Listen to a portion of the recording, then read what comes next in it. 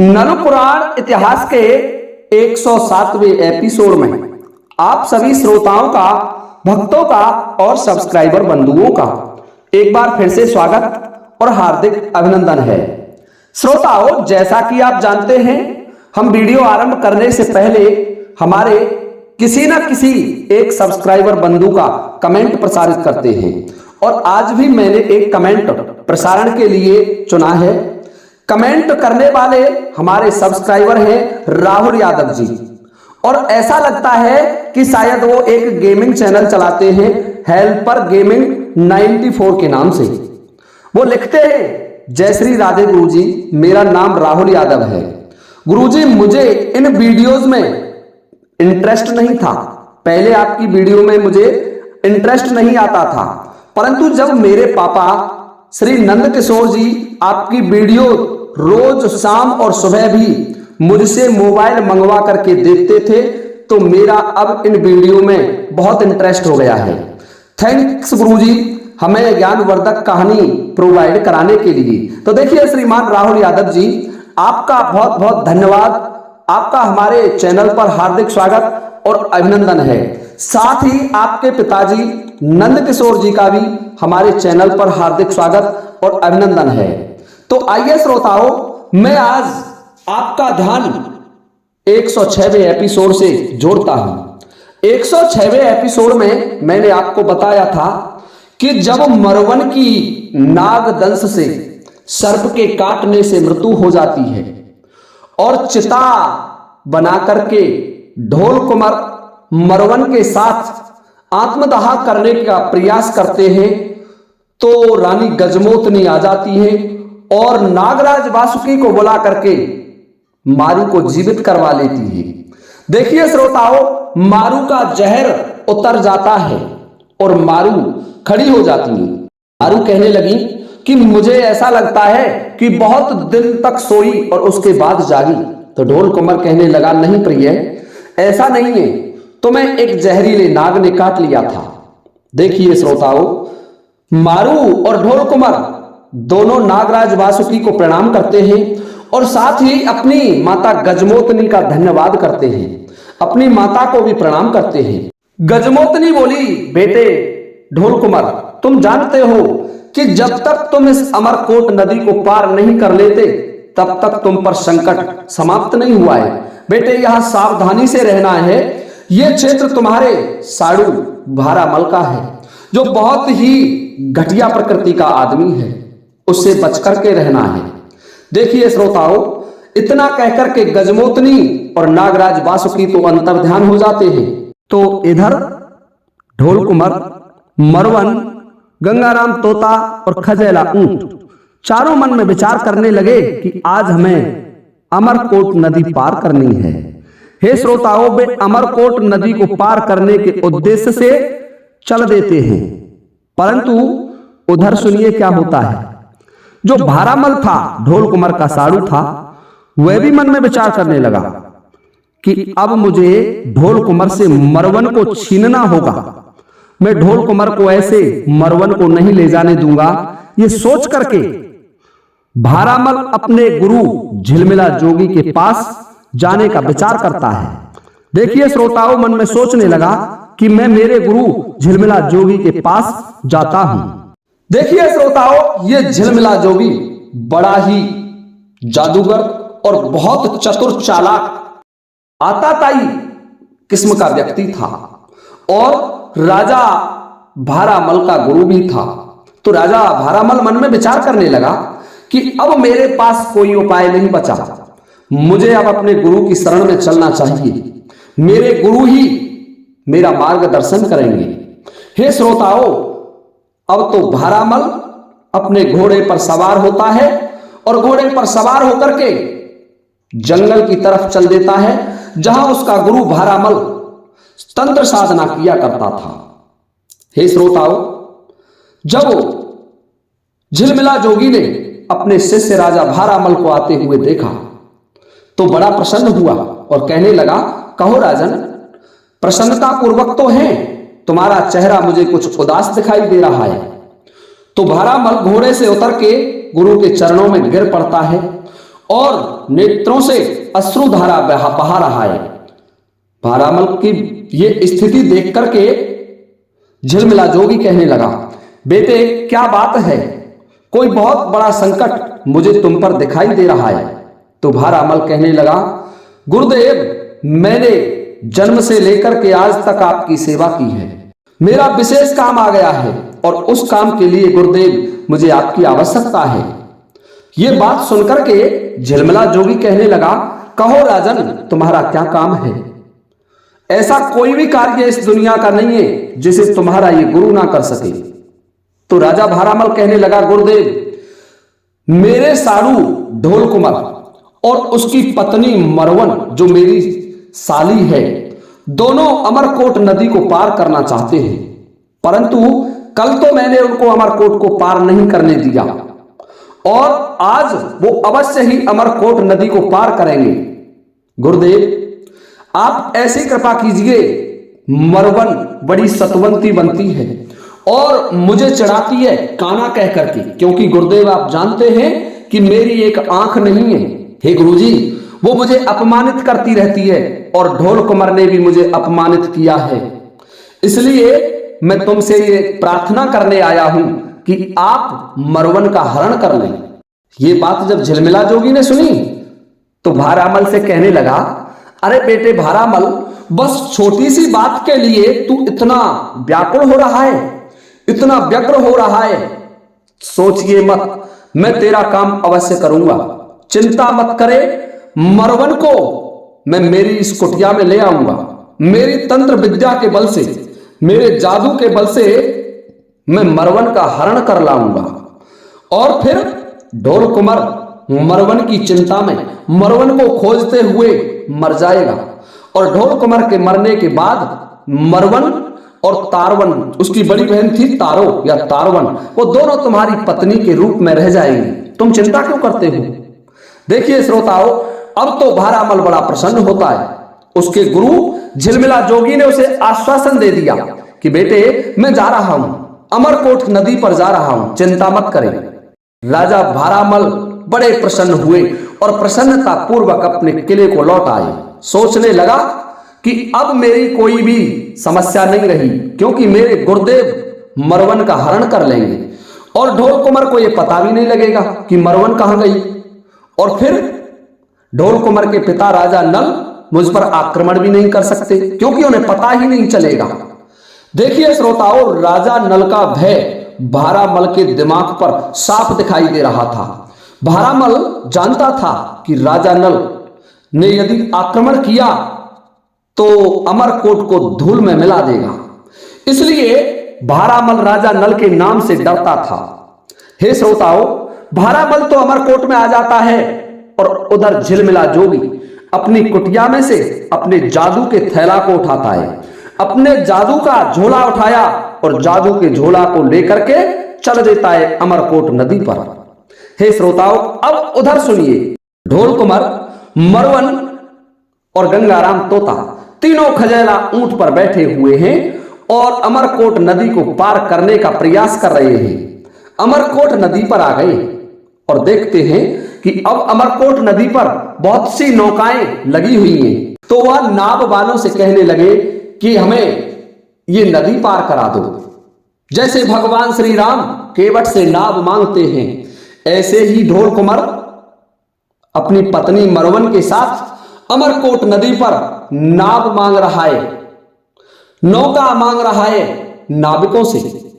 तो मल्लाह कहने लगा कि देखिए, आप कोई राजा के पुत्र दिखाई देते हैं, इसलिए आपको मैं पार तो अवश्य उतार दूंगा, परंतु हे राजकुमार, तुम 4 प्राणी हैं, एक नाव में पार नहीं हो सकते। एक नाव में केवल 2 प्राणी बैठा सकता हूं। एक नाव में तुम मरवन और तुम स्वयं बैठ जाइए, तुम पति पत्नी दोनों बैठ जाइए, और एक नाव में तुम्हारा ऊंट बैठ जाएगा। देखिए श्रोताओं, ऐसा ही किया गया। ढोल कुमार कहने लगा, ठीक है, एक नाव में मुझे बैठा लीजिए और एक नाव में मेरा ऊंट और तोता बैठ जाएगा। तो श्रोताओं, ढोल कुमार और मरवन दोनों एक नाव में बैठ गए और ऊंट और तोता पार पर खड़े हुए हैं और कुछ देर बाद दूसरी नौका में ऊंट और तोता को भी बैठा लिया गया। दोनों चलने लगे, अमरकोट नदी को पार करने लगे। ढोल कुंवर और मरवन की नौका नदी की बीच धार में आई तो झिलमिला जोगी वह पहले से ही तैयार खड़ा था। झिलमिला जोगी सोचने लगा कि इससे अच्छा अवसर प्राप्त नहीं होगा, इस नदी में से ही मुझे इसका अपहरण करना होगा। हे श्रोताओं, ढोल कुंवर पर झिलमिला जोगी ने पढ़ करके मंत्र दिया जिससे ढोल कुंवर बेहोश हो जाता है। ढोल कुंवर को होश नहीं रहा और बेहोश होकर के उस नौका में गिर जाता है, सो जाता है। और जैसे ही ढोल कुंवर बेहोश हुआ तो झिलमिला जोगी के पास एक ओढ़नी चादर थी। ओढ़नी चादर को झिलमिला जोगी लेकर के आता है और उस नवका के पास लगा देता है और उसमें मरवन को बैठा लेता है बलपूर्वक। और मरवन को जैसे ही ओढ़नी चादर पर बैठाया तो वह ओढ़नी चादर मरवन को लेकर के आकाश में उड़ गई और झिलमिला जोगी उसके साथ बैठा हुआ जा रहा है। हे श्रोताओं, ऊंट और तोता, गंगाराम तोता ने और खजैला ऊंट ने यह देखा कि यह चादर मरवन को लिए हुए जा रही है तो दोनों विचार करने लगे कि ढोल कुंवर कहां गया। और उनका ध्यान उस नाव पर गया जिसमें ढोल कुंवर बैठा हुआ था तो देखते हैं कि ढोल कुंवर अचेत अवस्था में पड़ा हुआ है। गंगाराम तोता ऊंट से कहने लगा कि हे ऊंट, मुझे ऐसा लगता है कि मरवन का अपहरण कर लिया गया हो। मुझे तो यह प्रतीत हो रहा है कि यह कोई जादुई शक्ति है जो हमारी राजकुमारी का अपहरण करके ले जा रही है। देखिए श्रोताओं, अब खजैला ऊंट और गंगाराम तोता दोनों बेचारे क्या कर सकते थे। गंगाराम तोता ने उड़ान भरी उस चादर के साथ, परंतु गंगाराम तोता की एक भी पेश नहीं चली। कुछ आगे चलने के बाद चादर सहित वह झिलमिला जोगी अदृश्य हो गया और अदृश्य होकर के मरवन को अपहरण करके ले गया। और जहां झिलमिला जोगी की कुटिया बनी हुई थी उस कुटिया पर मरवन को ले आया। मरवन को उस कुटिया पर उतार दिया और मरवन के ऊपर से जादू का असर हटाया तो मरवन ये देख करके सोच में पड़ गई। कहने लगी कि दुष्ट, तू कौन है और मुझे इस तरीके से हरण करके लाया है। झिलमिला जोगी कहने लगा, अरे सुंदरी, तुम नहीं जानती कि मैं कौन हूं। मैं तुम्हें ऐसे महाराज के लिए लेकर के आया हूं जो तुम्हें महलों की पटरानी बना करके रखेगा। मरवन कहने लगी, तुम कहना क्या चाहते हो कि अब तो तुमको तुम्हारे जीजा भारमल के यहां रहना पड़ेगा। मैं उसी का गुरु हूं झिलमिला जोगी और तुम्हें तुम्हारी बहन तारों के साथ रहना पड़ेगा। तुम दो बहन हैं और दोनों अलग अलग राजाओं के लिए जाएं तो ऐसा तो संभव नहीं है। तुम दोनों को हमारे महाराज भारामल के रहना होगा। हे मरवन, अब तुम कहीं नहीं जा सकती। अब ढोल कुंवर की आशा छोड़ दीजिए। ढोल कुंवर 7 जन्म धारण कर ले फिर भी तुम्हें खोज नहीं सकता। श्रोताओं, मरवन झिलमिला जोगी के तंबू पर मन में विचार कर रही है, बैठी हुई है विचार मग्न मुद्रा में। अब इधर का हाल सुनिए। गंगाराम तोता की कोई पेश नहीं चली तो वापस लौटता है ऊंट के पास। ऊंट से कहने लगा, भैया, मैंने कुछ दूर तक उस चादर के साथ उड़ने की कोशिश की लेकिन वो चादर अदृश्य हो गई और ना मुझे मरवन दिखाई दी और ना वो चादर दिखाई दी। और तब तक वो मल्लाह था नौका को दूसरी पार पर ले आता है। अमरकोट नदी को पार करा दिया और दूसरी पार पर गंगाराम तोता, खजैला ऊंट और बेहोश अवस्था में ढोल कुंवर पड़ा हुआ है। जब गंगाराम तोता और खजैला ऊंट ने देखा कि महाराज ढोल कुंवर को कोई होश नहीं है तो खजैला ऊंट और गंगाराम तोता नदी में से अपने मुंह में पानी भर करके लाए और उस पर छींटा देने लगे। जब छींटा दिए खजैला ऊंट ने तो कुछ ढोल कुंवर को होश आया। होश आने के बाद ढोल कुंवर जागा और जाग करके देखता है। कहने लगा, ऊंट मरवन कहां गई? तो ये बात जब खजैला ऊंट ने सुनी तो खजैला ऊंट के नेत्रों से आंसुओं की झड़ी लग रही थी। खजैला ऊंट कहने लगा, महाराज अब मरवन का मिलना संभव नहीं है। ये बात जब ढोल कुंवर ने सुनी तो बोला, क्यों नहीं मिलेगी? क्या हुआ कि तुम्हारी मरवन को तो कोई अपहरण करके ले गया, कोई जादू डाल करके ले गया। एक उड़नी चादर थी, उस चादर पर मरवन बैठी हुई थी। ढोल कुंवर कहने लगा कि नाव में मेरे साथ बैठी थी, मैंने देखा था, और जब मझधार में बीच धार में नाव आई तब मैं नहीं जानता मेरे साथ क्या हुआ। मुझे एक झटका सा लगा, चक्कर आए और मैं बेहोश होकर के गिर गया, और मुझे ऐसा लग रहा है कि ये अवश्य किसी ना किसी जादूगर का काम है। हे श्रोताओं, मरवन का हरण हो जाता है, मरवन को हर के झिलमिला जोगी ले जाता है, और ढोल कुंवर, खजैला ऊंट और गंगाराम तोता अमरकोट नदी की दूसरी पार पर बैठे हुए शोकमग्न मुद्रा में विचार कर रहे हैं। कहने लगा ढोल कुंवर कि गंगाराम तोता और खजैला ऊंट, तुम दोनों जानते हैं कि मैं अब नरवरगढ़ को कैसे जाऊं। नरवरगढ़ को जाऊं तो वह क्या मुंह दिखाऊंगा? मैं तो वहां अपनी रानी रेवा को वचन देकर के आया था कि मैं मरवन को अवश्य लेकर के आऊंगा, और मेरी पत्नी रेवा ने भी मुझे सौगंध दिलाई थी कि जब तक मगजी ताल में पानी नहीं हो जाए तब तक तुम नरवरगढ़ नहीं आओगे। तो मैं मरवन के बिना मगजी ताल में पानी कैसे करूंगा?